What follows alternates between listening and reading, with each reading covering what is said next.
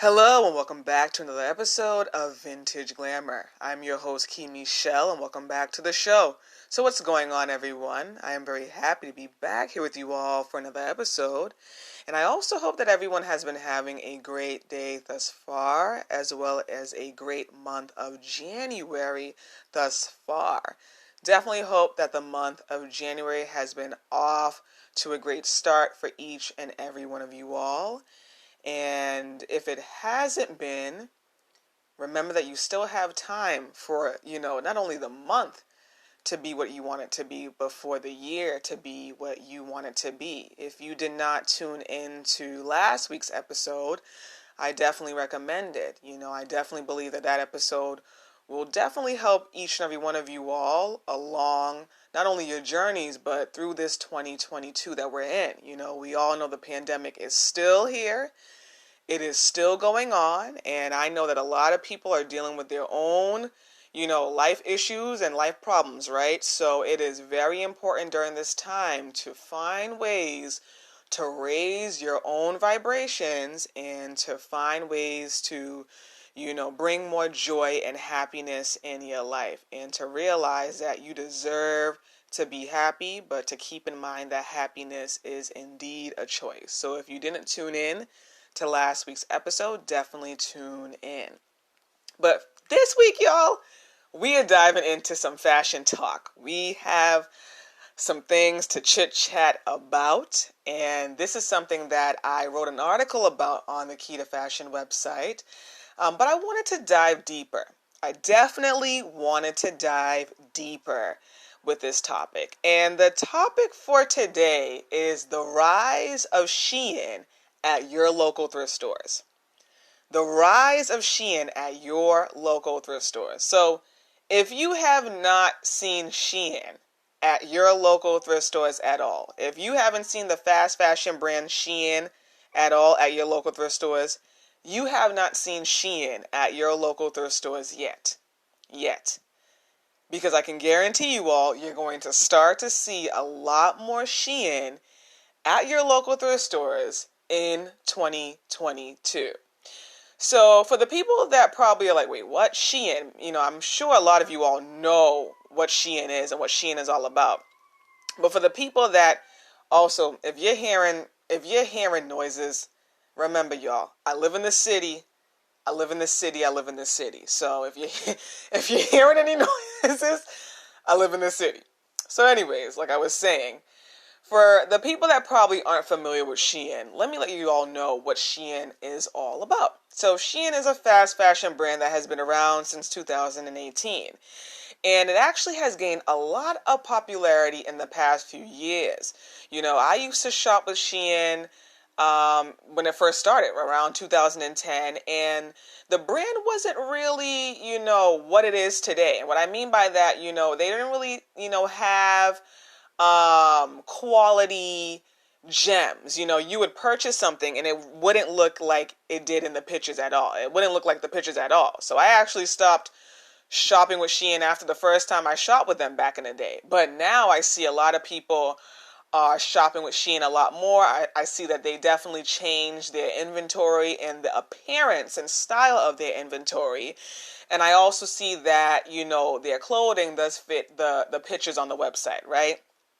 But, Shein has gained a massive amount of popularity, and it's definitely due to social media platforms such as TikTok. If you go on TikTok, or even if you go on YouTube, to be honest, you're gonna see a lot of Shein hauls. You're gonna see a lot of creatives posting Shein hauls, and in return, those Shein hauls inspire other consumers to shop with the fast fashion brand as well. Now, the thing is, just as quickly as people are buying Shein, just as quickly as people are donating Shein to their local thrift stores. I see a lot of Shein at my local thrift stores nowadays, and I'm like, okay, people are buying their Shein, but they're also donating their Shein just as fast, because the Shein that you're seeing at these local thrift stores, they look relatively new, you all. Sometimes brand spanking new. So it's like, are you wearing it once and twice and then you're donating it? A lot of this Shein I'm seeing looks brand spanking new, okay? So nowadays, a trend's life cycle is a lot faster. A lot faster. People want to keep up with trends more than ever. And I know that us in the resale fashion industry and people that love to thrift, we want to, stand out and also be able to express our own individuality, with our personal style. But people that, still predominantly shop with fast fashion brands and people that also focus more so on the trends on social media, they want to keep up with those trends on social media. And the younger generation, Gen Z, they want to keep up with the trends on social media more than any other generation, right? Not every Gen Z. I know there's a lot of Gen Zs that also thrift and also love to stand out and also love to just express themselves in a unique way. But there's also a lot of Gen Zs that actually love to stick and stay on top of all the trends, right? On top of all the current trends.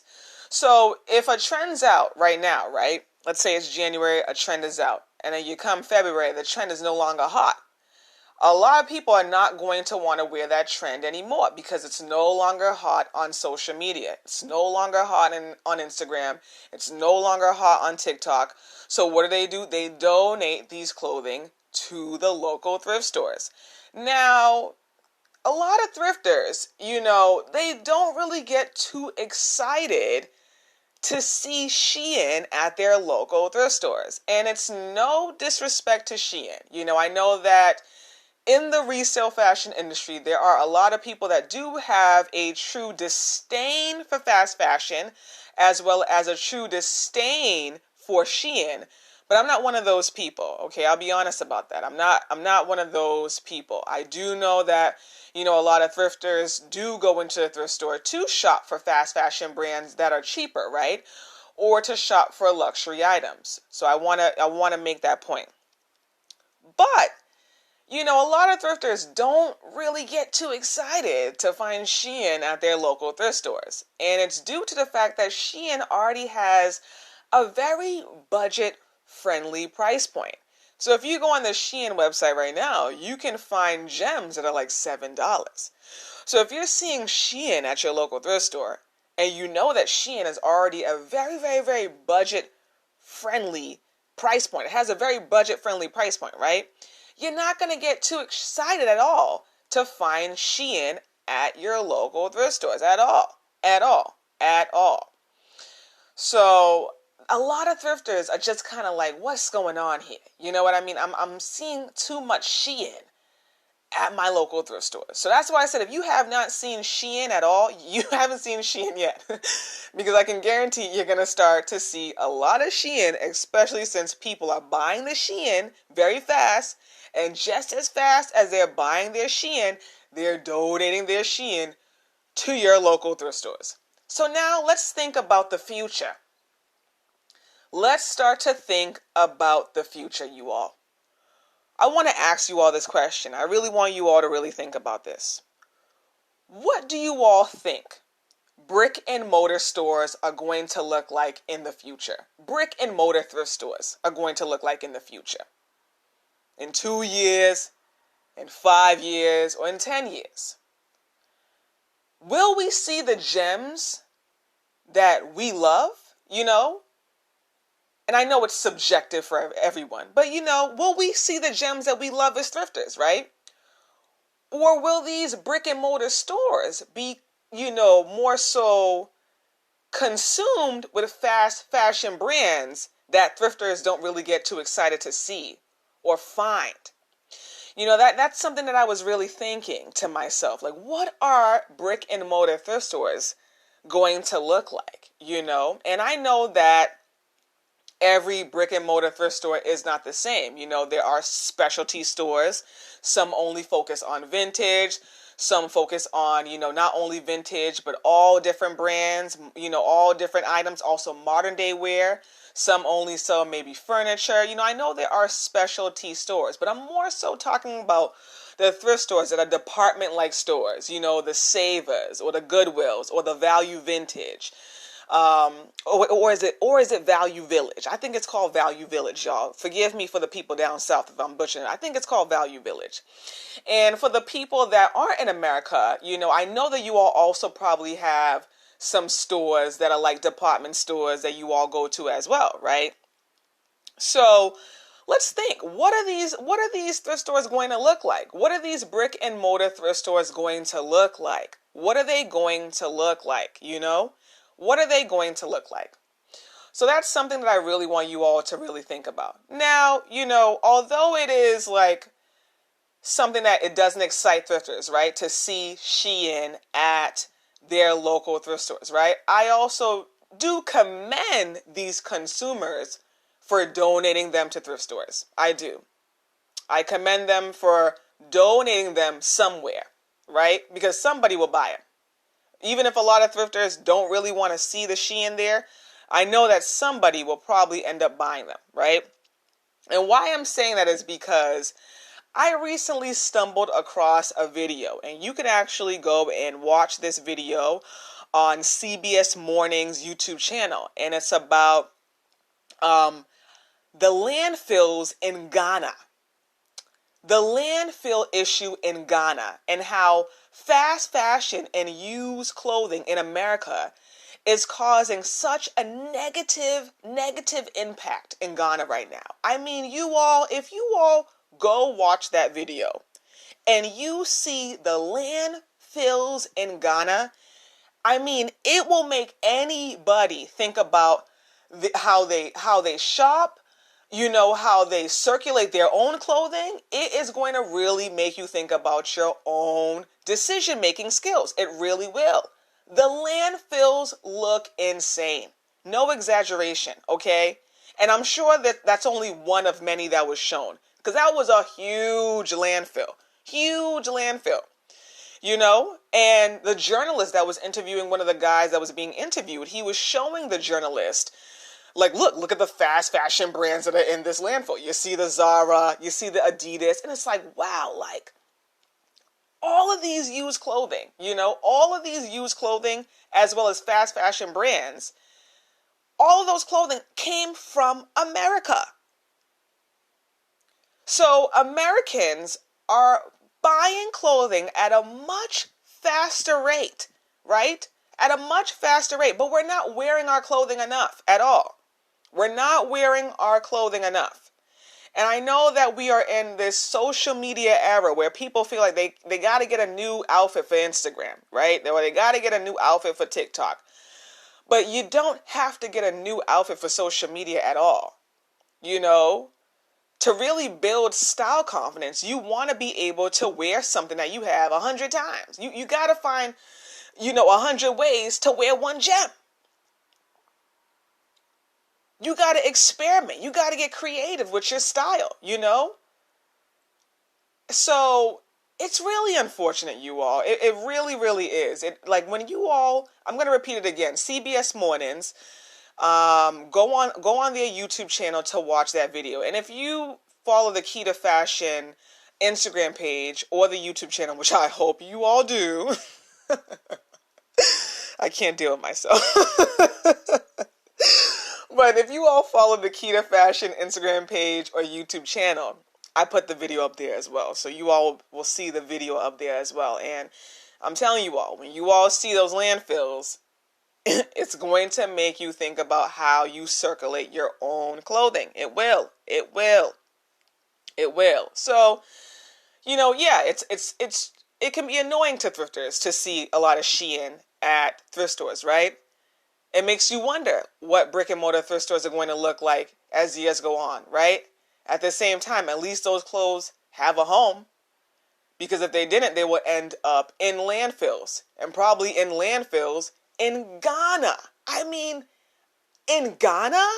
That's another thing that had me thinking. It's like, that is way far away from America. In Ghana? That is where our clothing is going. And, another thing, too, one of the biggest controversies in the resale fashion industry is the notion of people stealing from the poor. Whether you're a reseller, whether you're a thrifter that can afford to shop at other places, which is an argument that a lot of people propose, you are stealing from the poor, right? And people fail to realize that thrifting and, shopping secondhand is abundant, like many aspects in life. It's very, very, very abundant. So much so that a lot of those clothing is ending up in landfills in Ghana, right? So nobody is stealing from the poor at all. If anything, people need to start shopping secondhand even more, and people need to find more ways to wear their gems more often. Instead of wearing a gem once, or maybe wearing that gem twice, and then you're putting it where? In the landfills? So, we have a lot of work to do here in this industry. But I think, what's so important is inspiring more people to shop secondhand, inspiring more people to find ways to wear their gems in different ways. So they don't feel like, man, like, okay, I wore this gem once. Okay, I'm done with it, right? And now I understand, at times you want to revamp your style. I get it. You want some new gear. I get it. I understand that, right? But you also have to experiment with the gems that you already have. And what's beautiful is now we can upcycle, right? You can learn how to upcycle online. You can learn how to upcycle your gems, which is something that a lot of people are doing. Not even just resellers, but thrifters as well. And if you're someone that knows how to sew, and you have that gift, start to use that gift. That's something that I really want to learn how to do. And I actually regret not learning how to sew. My grandmother used to always tell me as a kid, you're going to wish you learned how to sew. She would always try to teach me. And I would say, oh no, this looks boring. I don't want to do this. This looks really boring. And she would just say, Kiana, one day, you're going to wish you learned. And I'm like, man, that woman was right. I'm like, how does she know I would be in the fashion industry? How does she know? But I definitely am striving to learn now, right? Because I think it's a great skill to learn. I really do, So if you know how to sew, or if you even know how to just, put different buttons on, or even just if you have fabric scissors, and you want to just, cut your clothes and restyle them in a different way, right? Or reinvent them, I should say, in a different way. Definitely strive to do that, Definitely strive to do that.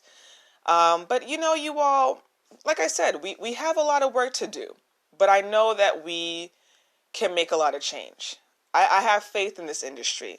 I really do. And I think one of the things that I love, the most about the resale fashion industry is the fact that, we are really striving to have a better impact on the environment.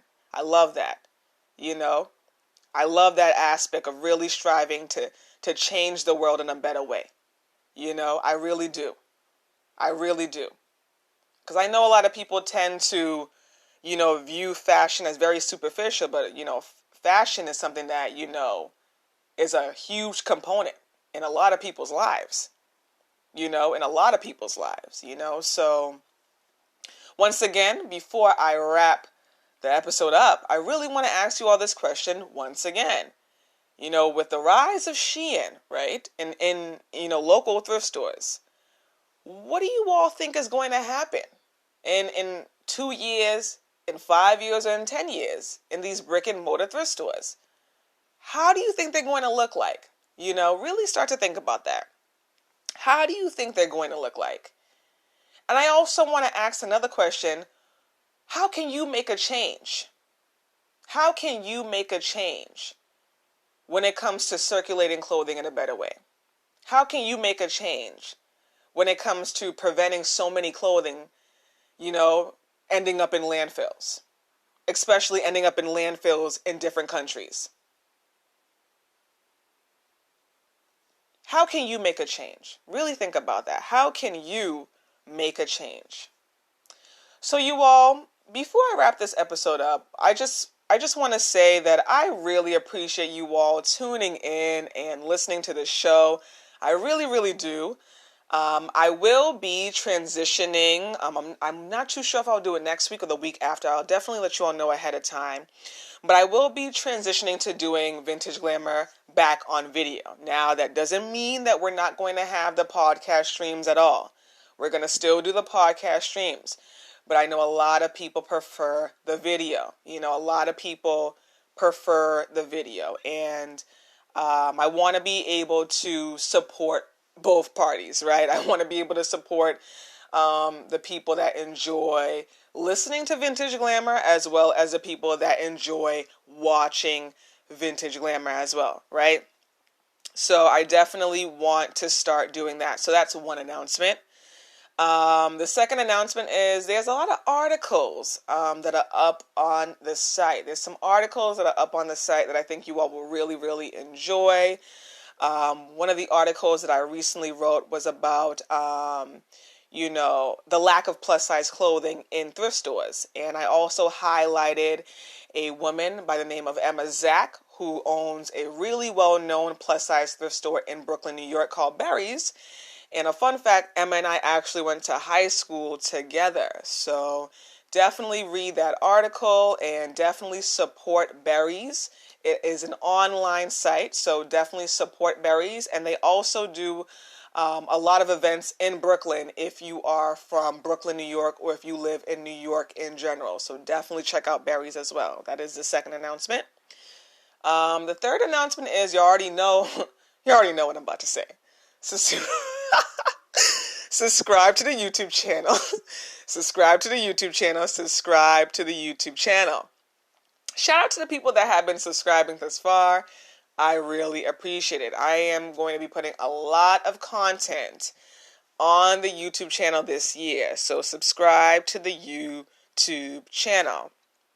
And the last announcement would be, I wouldn't say this is really an announcement. I think this is just another question that I have for you all. What do you all want to see next from Key to Fashion? I have a lot of ideas, right? But I love to hear from the community. I love to hear from the community. Why? Because it was the community that gave me the idea to do a show. It was I asked in a survey, and someone said, "Oh, you should do a show. You should do your own talk show." I said, "That's a great idea." And mind you, I was already thinking, I'm like, maybe I should do, like a Key to Fashion podcast or something, right? And I'm like, nah, maybe not. So that was such an aligned moment, right? So I love to consult with you all because you all have given me some great ideas that have been not only really great for the brand, but really great for us to really connect even more, right? So I really want you all to let me know, what do you all really want to see next from Key to Fashion, right? What do you all really want to see next from Key to Fashion? And to answer that question, you can email Key to Fashion. That is Key to Fashion with 2 N's at gmail.com. Or you can send a DM to the Key to Fashion Instagram platform. So that is _Key to Fashion with only 1 N. I will definitely have to change my Gmail account. But back in the day when I started it when I was 21, somebody had Key to Fashion with 1 N. So that is why the email has 2 N's. And yeah, so I don't want to digress on that, but just want to state that so no one is confused. So yeah, let me know. And like I said, I'm always really open to hear from you all. So share your ideas. And a lot of people have shared ideas with me that I have written down. So if you have shared ideas with me and you're wondering, all right, Key, I told you some ideas, but I haven't seen my ideas come to life, they will come to life. They will. They will. Some of you all gave me ideas for events. And as you can see, we are in a time frame right now where I don't know if those big events that you all would want to have and would want me to do, I don't know if they would be safe. That was me thinking in 2021 and in 2022. Now we're in 2020. I'm thinking, all right, maybe I'll be able to do events this year, but listen, y'all, I don't even know with this pandemic. One day There's a new strain. I can't even keep up. I thought we was on the Omicron. Now we're on another name of the virus. I don't even know the name, but I just know there's something else out there. Listen, we are in sometimes, right? And that is why I started off this year coming through and telling you all to find ways to raise your vibration, because I understand, like, all of this being thrown at us, like, this is a lot. You know what I mean? This is a lot. So it's so important not only for us to check out a little bit at times, but to find ways to raise our own vibrations, to do things that bring us true joy in our lives, because this is just a very, just a very, like, abnormal time, for real. I know this is something that has happened in history before in the 1920s, but listen, like, some of my older relatives are like, I have never lived through a pandemic. So this is by far the wildest thing to me. We're just in a really wild time. So, to end the show on a lighter note, definitely don't want to end it talking about no pandemic, right? I want to say to each and every one of you all that I'm wishing you all the best. I hope that this year is a very, very, very prosperous year. I know that people are stepping in to 2022 with a different type of energy. I know that people are stepping into 2022 saying, no, this is going to be my year. This is my year. This is my time to do it. This is my time to shine. And that's why I said, if your first week of January did not go the way you planned it or the way you envisioned it, that does not mean that is how your entire year is going to go at all. Keep your head up and keep moving forward. And always remember that things will get better in due time. Always remember that. Always. I'm truly wishing each and every one of you all the best. I mean that, each and every one of you all the best. And I once again want to thank you all for tuning into the show week by week. Week by week. It really means a lot. It really means a lot. It really does. So with that being said, as always, thank you so much for tuning in to another episode of Vintage Glamour, and I hope you all have a great one. Bye now.